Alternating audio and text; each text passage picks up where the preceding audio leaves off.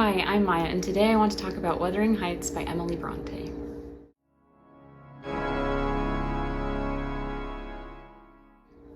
So I saw this thing once that said that every humanities major has a book that they pretend they've read, and for the longest time mine was Wuthering Heights, but no longer, because now I have actually read it, and I'm so glad that I did, and I can't believe it took me so long. Before I read it, I knew all the famous quotes, and so if it came up in conversation, I could talk about it as if I'd read it. You know, all the famous ones haunt me then. He's more myself than I am. Whatever our souls are made of, his and mine are the same. All that good stuff. And so when I was reading the book, I was surprised that those quotes and other famous ones appear pretty early on in the book. Like, I was only a quarter of the way through, and like, all the famous quotes I had heard had already come up. It's just surprising. I thought they would come more towards the end.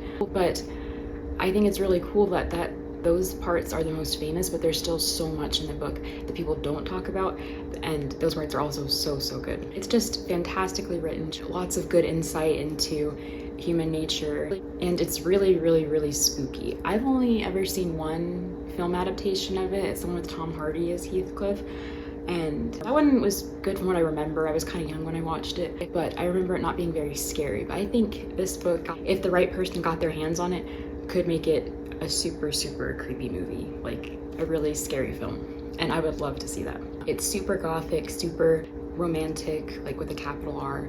All of the characters are crazy. They're all damaged and they're all abusive. Not all of them. I guess the housekeeper, Nellie, or Ellen, she's called both. She's probably the only like sane and mentally stable person in the book. And so she's probably my favorite character, just because she has her head on straight and she tells people what's what. And she's just a good person to have around with all of these lunatics. And at first that's frustrating. Like, why are you all so awful to each other? Then you stop and think about all the trauma they've been through. Like, every single one of them has been through really hard things.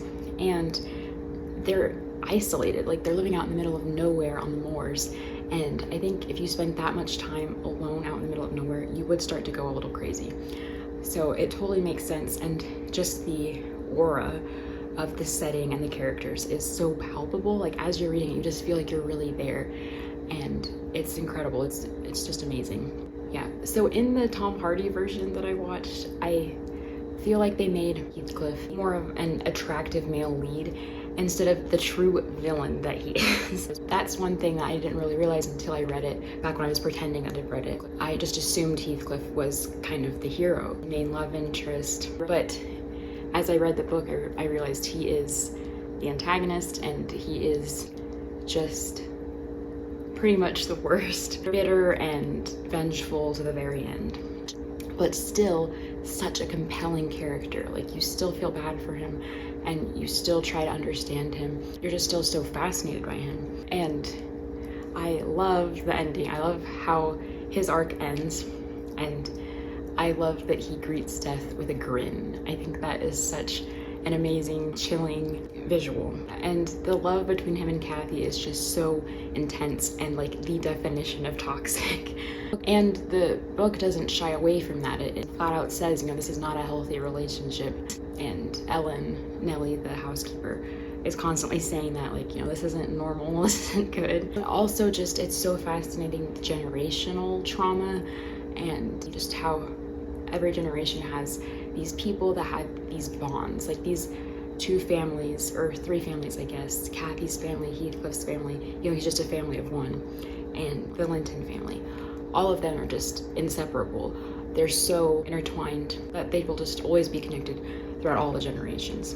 One of my favorite parts of the book is when Catherine is describing her love of the moors and nature, and she's describing her perfect day with the sky and the trees and everything around her, and it's just so beautiful, and you get so swept up in it, and you're like, yes, I want to go there, I want to experience this, I want to be out in that setting. I've been talking a lot about Nellie, Ellen, the housekeeper, and how she's probably the most balanced person and the person with the best moral compass, but she is not perfect. And I think that's another reason why I love this book, is that there are no saints. There are no flat, perfect characters that pop up a lot in classic literature. All the characters are flawed, even Nellie. She makes mistakes too. She's impatient, she loses her temper, she hides things from her master. She makes judgment calls that aren't always correct. She's not perfect, but she's still so amazing. And I think it's her flaws that help make her amazing, just like all of the other characters. And so that helps all of these characters just feel even more like real people, because in real life, nobody's perfect.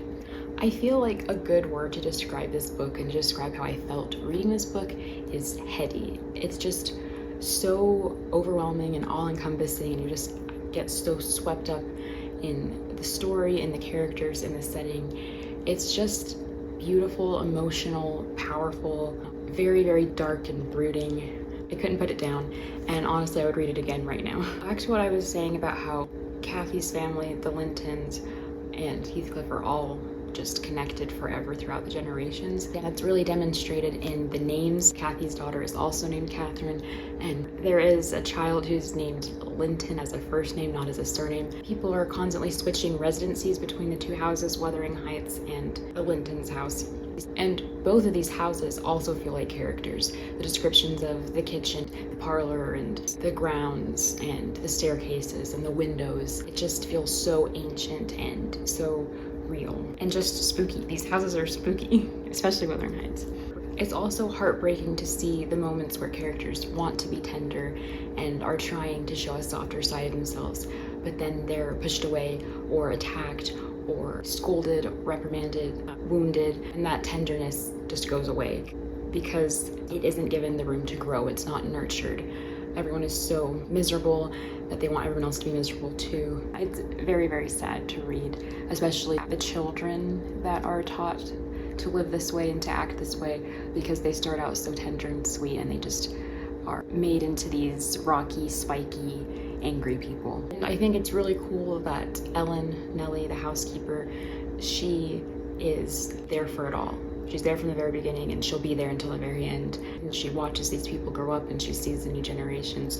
And it's so cool that Heathcliff is this formidable force, a very dark, intimidating man who's more of a myth than a man, who's just this like evil entity. But Nellie saw him as a child, and so that facade doesn't work on her. She knows who he really is, and she's seen him from his infancy. His background is so cool. From a storytelling standpoint, it's so mythic that he's just a foundling. Just no one knows where he came from, no one knows who his family is. He's just adopted, and he only has one name. He doesn't have a first name or a last name. He's just Heathcliff, and I think that is so cool. Such a cool idea. And so his headstone at the end just says Heathcliff, and that is so chilling. I don't know why that's so creepy, but just the one name makes him even more of a specter. He's just, as the book goes on, he just becomes less and less human, and it's so fascinating and interesting to read. I do think it's interesting that Ellen calls Heathcliff out on how he's actually very selfish at the heart of it all, because he is so distraught about Kathy, and he loves her so much, and he's so obsessed with her, and she is his everything. But Ellen points out, if he really loved her so much, he would put her first, but he is always, always very selfish and thinks of his own needs and his own wants. It is interesting to watch how he's kind of a hypocrite in some ways, claiming that he can't live without her, he can't survive without her, but continuing to do so. He stays healthy and hearty almost his whole life, almost out of spite. And if he really couldn't bear to be on this earth without her, wouldn't he just go? But he doesn't. And I think that shows it deep down. He is his own greatest love. I think Kathy is kind of the same way about herself. She does love Heathcliff very, very much. But I think she's also a very selfish character who puts her own needs and wants first.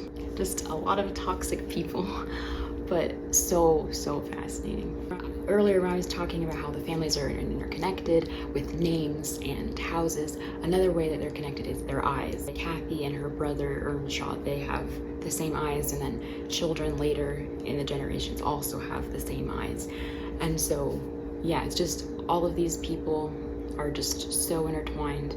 Their bond cannot be broken no matter what, for good and for bad. So Their rivalry stand the test of time, their animosity stands the test of time, but so does their love. One of my favorite characters is Isabella. She is a Linton. She's Kathy's sister-in-law, and she ends up marrying Heathcliff. It's cool to watch her go from being this kind of meek, passive, acted upon person to this like fierce woman who fights back.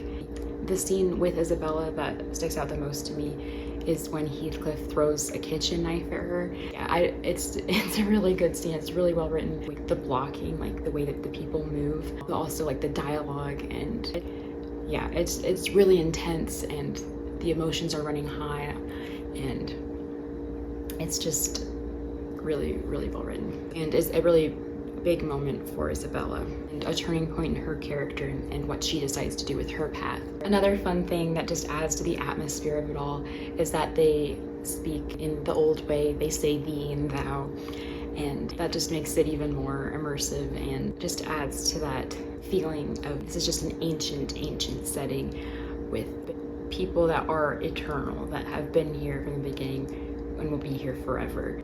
Also, back to what I was saying at the very beginning about how this would be a fantastic, scary movie. A lot of ghosts are in this book, and that is just so much fun, and it's perfect to, like, as you're reading, to picture them on the moors in the mist and the fog, just floating. And there's a scene towards the end where someone has some sheep, and the sheep won't go near the ghosts, and it's so creepy and so cool.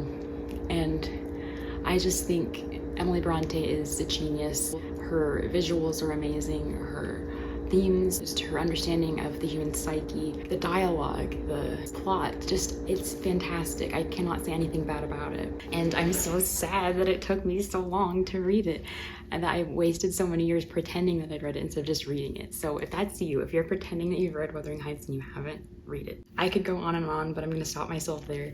Just read it, do yourself a favor and read it. It's amazing. So yeah, that's all I have to say. Thank you so much for watching.